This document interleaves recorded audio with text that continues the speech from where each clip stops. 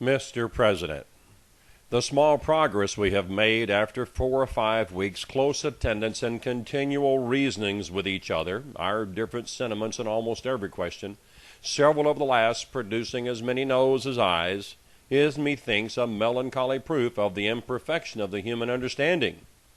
We indeed seem to feel our own want of political wisdom since we have been running about in search of it.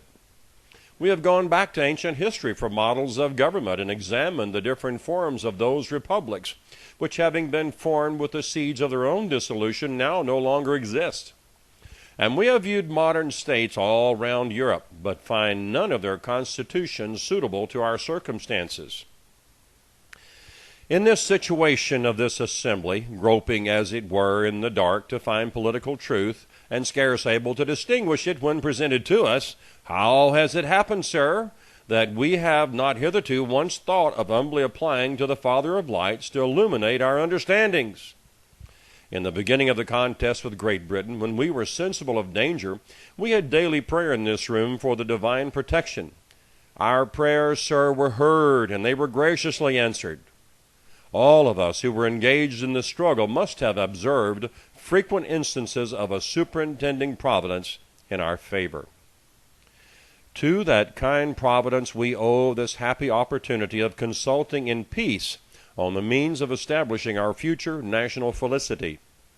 And have we now forgotten that powerful friend? Or do we imagine that we no longer need his assistance? I have lived, sir, a long time, and the longer I live, the more convincing proofs I see of this truth, that God governs in the affairs of men.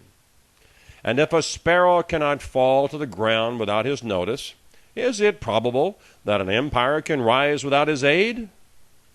We have been assured, sir, in the sacred writings, that except the Lord build the house, they labor in vain that build it. I firmly believe this, and I also believe that without his concurring aid we shall succeed in this political building no better than the builders of Babel. We shall be divided by our little partial local interest. Our projects will be confounded, and we ourselves shall become a reproach and byword down to future ages. And what is worse, mankind may hereafter, from this unfortunate instance, despair of establishing governments by human wisdom, and leave it to chance, war, and conquest.